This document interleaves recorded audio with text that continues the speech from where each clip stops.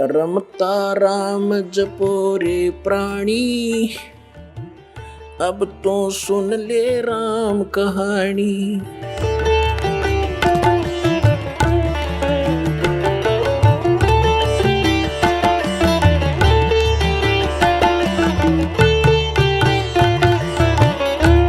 आपने कथा बहुत बार सुनी है सुखदेव ऋषि की।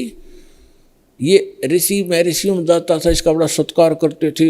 स्वर्ग लोक में जाता था, वहाँ भी इसको विशेष आसन दिया जाता था। बड़े महापुरुष हैं। एक दिन विष्णु लोक में चले गए। प्रत्येक डिस्ट्रिक्ट में और प्रत्येक प्रांत में गवर्नमेंट रेस्टोरेंट, गवर्नमेंट वो होते हैं, ये रेस्ट हाउस होते हैं, उसमें उच्च अधिकारी ही रुका करते हैं।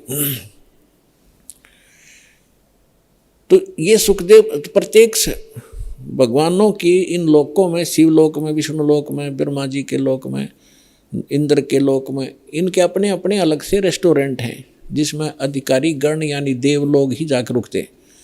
तो ये पहुंच गया वहां पर सुखदेव ऋषि विष्णु जी के लोक में। उस रेस्ट हाउस में जाने लगा, सामने खड़ा था गेट कीपर, उसने रोक दिया, ऋषि जी रुको। कहाँ जी बोलो, आपका अपॉइंटमेंट लेटर दिखाओ, आप कौन हो, किस रैंक के हो। क्या मतलब कि आपका गुरु कौन है? कि मेरा कोई गुरु नहीं, मुझे गुरु की क्या आवश्यकता है, तो मेरे पास इतनी पावर है, ऐसी सिखती है। बोला जी ऐसे नहीं, इस रेस्ट हाउस में वही आ सकता है जिसके पास ये, जिसका अपॉइंटमेंट हो रहा हो। और कहने का भाव यह है कि जो कोई अधिकारी हो, गुरु जिसने धारण कर रखा हो, और गुरु भी मान्यता प्राप्त हो, नकली गुरुओं से भी अलाउड नहीं आना, नकली गुरुओं के भक्ति करके गुरुओं से। तो ऋषि उस सुखदेव ने काफ़ी उनके साथ जख मारा, लेकिन उन्होंने फाइनल कर दिया कि नहीं, विष्णु जी का आदेश है। तब ऋषि ने सोचा था, सुखदेव ऋषि ने, कि विष्णु जी बड़े खुश होंगे मेरे तय, मैं ऐसी भक्ति की हुई है और वो भगत बछल है। तो सुखदेव ऋषि ने कहा कि विष्णु जी से बात कराओ मेरी, तुम मुझे क्यों नहीं जाने दे रहे हो। तो वो पहरेदार गए विष्णु जी के पास, बाकी वहीं खड़ा रहा एक दो, कि भगवान ऐसे एक ऋषि आए हैं, सुखदेव नाम बता रहा है, और वो जिद कर रहा है इस स्वर्ग के अंदर रेस्टोरेंट में जाने का, रेस्ट हाउस के अंदर जाने की। तो विष्णु जी ने पूछा, फिर आपने मना क्यों किया? कि उन्होंने बताया कि उनका गुरु नहीं है, कोई निगुरे हैं, वो अधिकारी नहीं, और आपका आदेश है कि जो निगुरा व्यक्ति हो, जिसका गुरु नहीं हो, इसमें अलाउड नहीं है। आदेश दो भगवान, क्या आदेश है आपका? कि बिल्कुल ठीक है, नहीं जाना चाहिए। अब वो जिद कर रहा है कि मैं भगवान से बात करके ही वापस जाऊंगा, नहीं तो यही बैठूंगा। तो भगवान विष्णु ने आए बाहर। अब ऋषि जी ने सोचा तो यूँ था कि विष्णु जी बड़ी शाबाशी देंगे मेरे को, और ये सोच रहा था कि पहरेदार गेट कीपर ये मुझे जानबूझ कर हरास कर रहे हैं।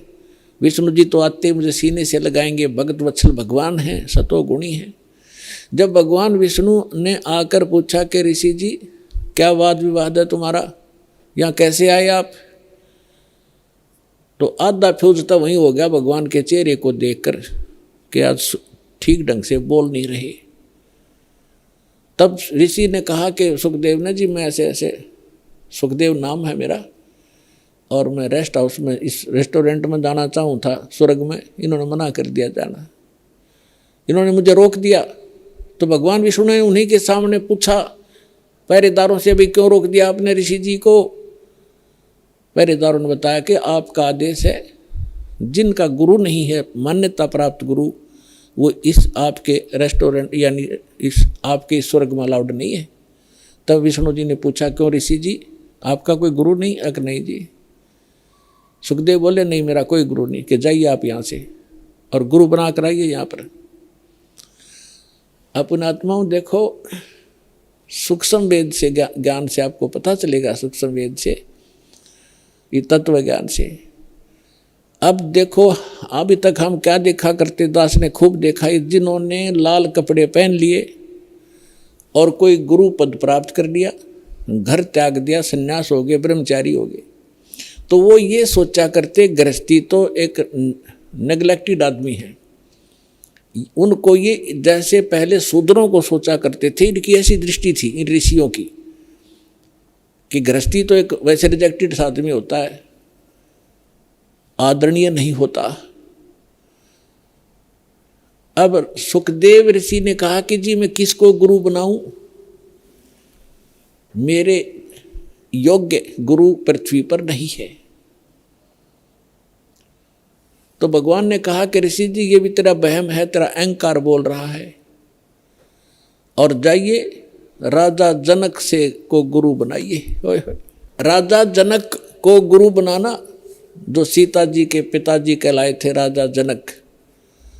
अब राजा जनक के काफ़ी रानियां थी, गृहस्थी थे और भगत भी थे।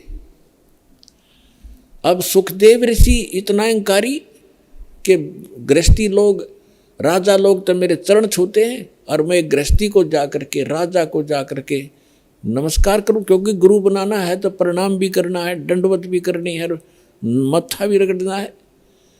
अहंकार खड़ा हो गया, वहां से तो आ गया, लेकिन वो दूसरे स्वर्ग में, कोमन स्वर्ग है इंद्र का लोक, उसमें ये चला जाता था। जब उसमें दोबारा गया उस दिन उसका चेहरा उतरा हुआ था।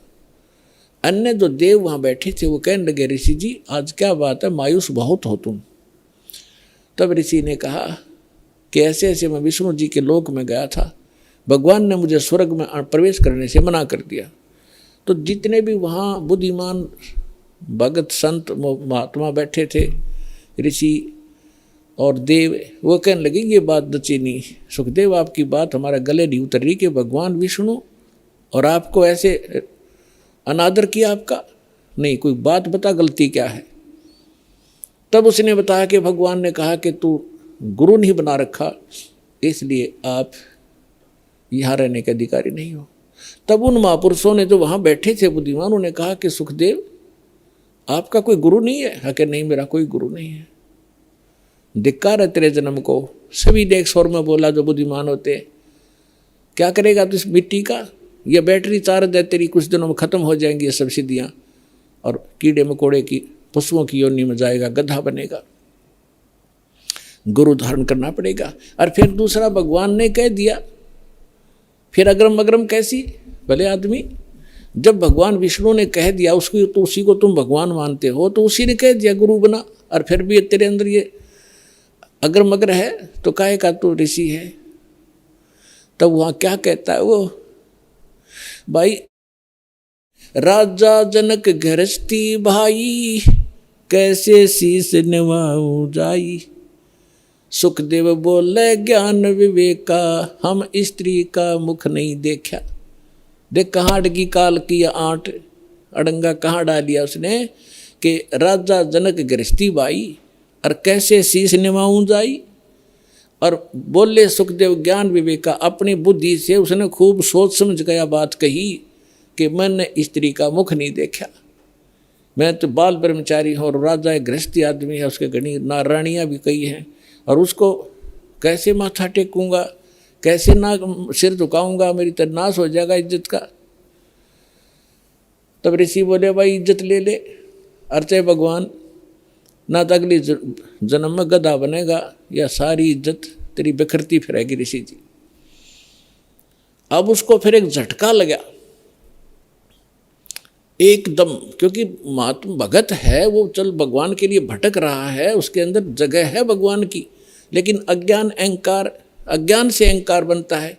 आप सुन रहे थे जगत गुरु तत्वदर्शी संत रामपाल जी महाराज जी के मंगल प्रवचन। अधिक जानकारी के लिए विजिट कीजिए हमारी वेबसाइट www.jagatgururampalji.org। संत रामपाल जी महाराज जी के शुभ आशीर्वाद से पूरे विश्व भर में 500 से भी ज्यादा नाम दीक्षा केंद्र हैं, जिन पर संत रामपाल जी महाराज जी द्वारा ऑनलाइन निशुल्क नाम दीक्षा दी जा रही है। अपने नजदीकी नाम दीक्षा केंद्र का पता करने के लिए संपर्क करें 8222880541।